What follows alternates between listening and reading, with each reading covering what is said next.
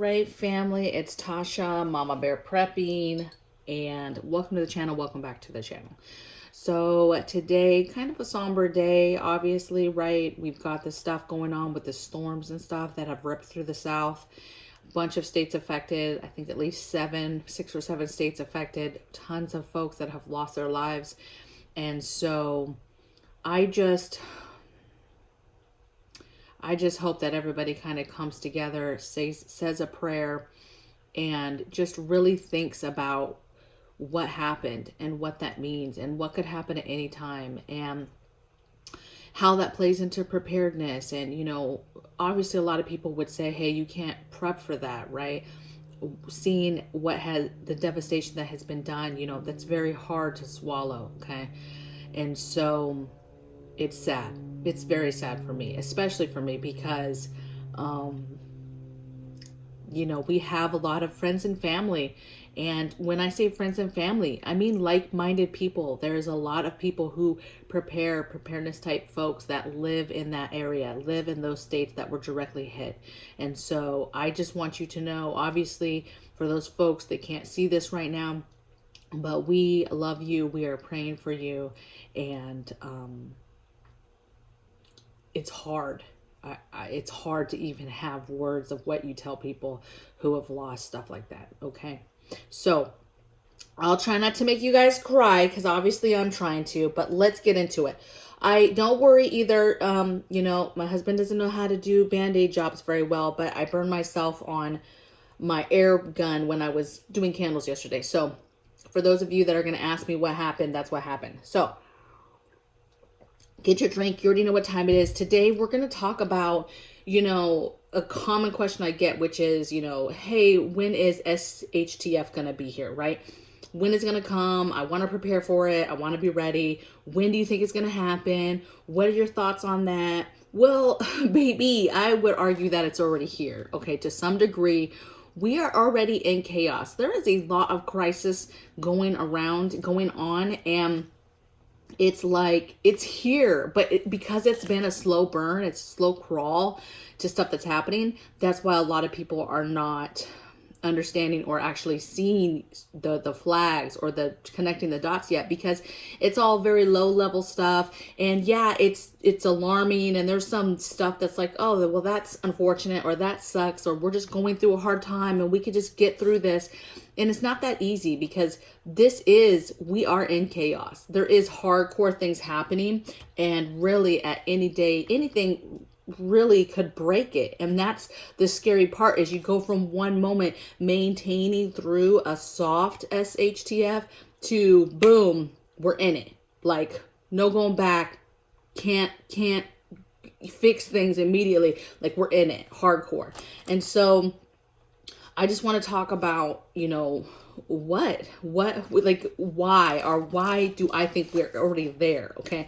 Just some examples, because again, there's some people that still are asking the questions because they're not connecting the dots and they're not seeing stuff. So just a few things: inflation, shortages, the violence, the uptick of violence that's happening. That's starting to get really out of control, you guys. At first it was kind of like the media just trying to like spin this a certain kind of way, but it's getting out of control. Okay. It is concerning. You really have to watch yourself and make sure people are not following you home, and make sure that you're not a soft target. Like, that's a real thing. You really need to start fortifying your home. Like, you don't have to wait for something catastrophic to happen to do that, or preparing for the catastrophic. You need to prepare now. Okay. We're dealing with a pandemic. We're dealing with economic concerns, threat of war. Those are not things that could happen. Those are things that are happening right now. That isn't maybe we prepare for the maybes. Those things I just mentioned are happening. Oh, you need more? Okay. Let's see. We have some of the highest unemployment rates right now. Yes, I get it. Pandemic played a huge part in that. Yes, I get it. Some of that is driven by ridiculous mandates, right? And forcing people to make decisions. I get that, right? But we have some of the highest unemployment rates right now. We have some of the highest homelessness right now. You go into any of these major cities, it is out of control, the homelessness. They are in droves. They are everywhere. It is out of control. And nobody is talking about this. Nobody is talking about it. It's out of control. We are, not to mention, we are due for some serious things as a world. We are overdue for a CME, for a major CME, right? A major solar storm to come through. We've been having some solar storms. We've been having some CME, lower level stuff, but we were overdue for the big one, okay? We are overdue for the big one in regards to earthquake off of the Oregon coast and on into Oregon inland. Over the last week or whatever, they've had like 90 plus mini earthquakes. Everybody knows before a major earthquake, you have a bunch of earthquakes, mini earthquakes. You have a ton. And nobody's really talking about all these tons of little earthquakes that are happening right now in Oregon. And it's because it's soft. It's wow, but that's interesting. That's kind of unique, I guess. And like, okay, but nobody died, right? Like, there's nothing to panic about. There's nothing to be fearful about. And I'm not telling you to be panic or fearful of any of this stuff at all. None of it is to be feared, okay? But what I'm telling you is pay attention to the signs. There's things that are happening now that people are not taking serious because it seems like it's a low-level, isolated thing. But when you put all these low-level, isolated things that are happening right now, you should be concerned, okay? We have the threat of incoming, something major incoming, way worse than what we're dealing with now in regards to viruses and stuff, and pox outbreaks and different things that we're being told are going to happen. We are preparing as if they're going to happen, right? I don't know what else you need to be, the urgency to prepare. Unprecedented government overreach. Unprecedented, like the movies, you guys, like they are really going places that they have no business going, okay? And that's all I'm gonna say about that area, you guys. All of this stuff is happening, and my urgency to you, right? My message to you is to continue to prepare. It's not too late. It's not too late. And that's another argument. People would offer or tell you, hey, it's too late. You don't have time. It's too late, because they know that at any time it could collapse, right? Those people that have been preparing for years and years know it could happen every day. I'm blessed every day I wake up and think, goodness, thank God it has not collapsed, that it has not gone full tilt, right? So it's not too late. Every single day that you get extra anything in your home to help your family is a day of a blessing. That is amazing. That's one more thing you have. That's one less heartache in your home, one less mental stress, right, in your home while you go through an event, okay? I had a subscriber yesterday. She sent me a snap picture on IG, and it was just her showing she got her buddy heater. She got like 8 little canisters, the 1-pounders, right?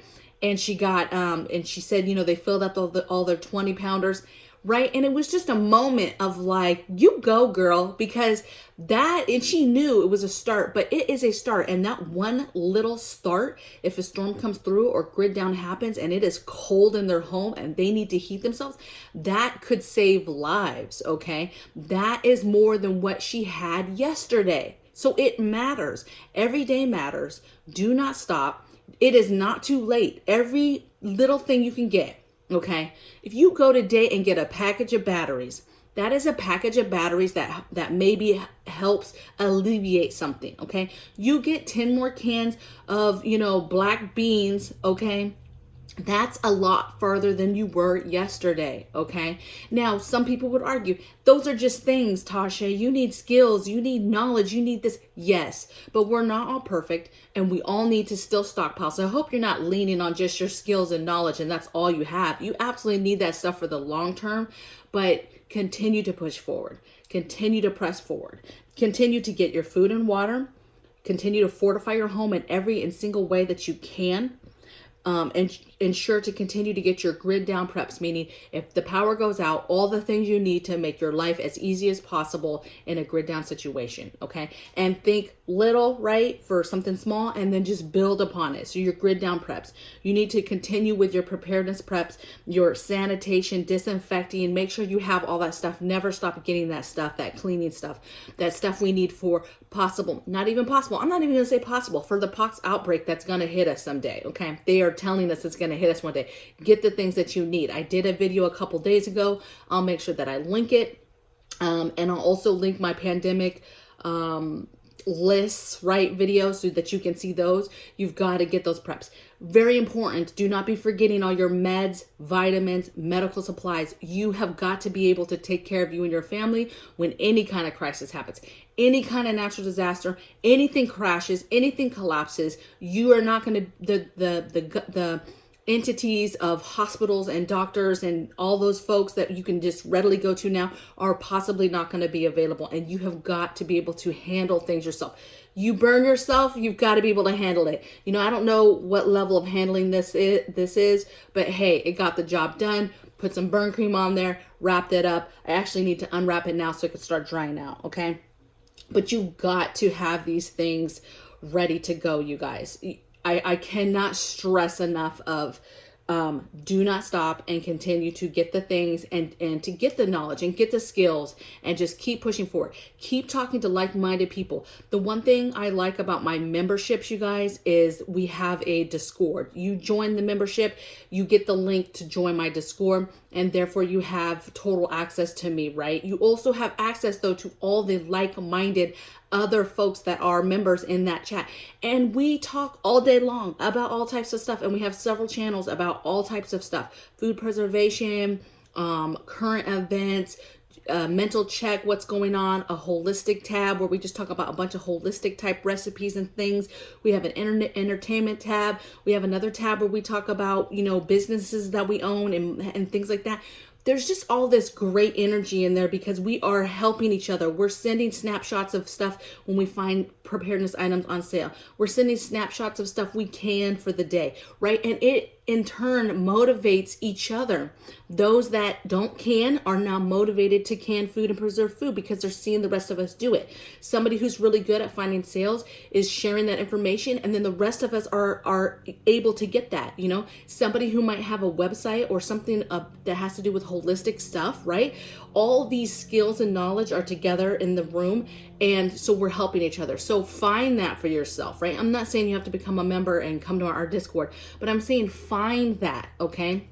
Find that community, find those like-minded people, and get that energy off them and get motivated to do stuff. I get motivated every single day from the Discord channel I'm talking about. I get motivated from the comments that you guys leave in the boxes. People say things to me, gets my mind thinking about, oh, okay, yeah.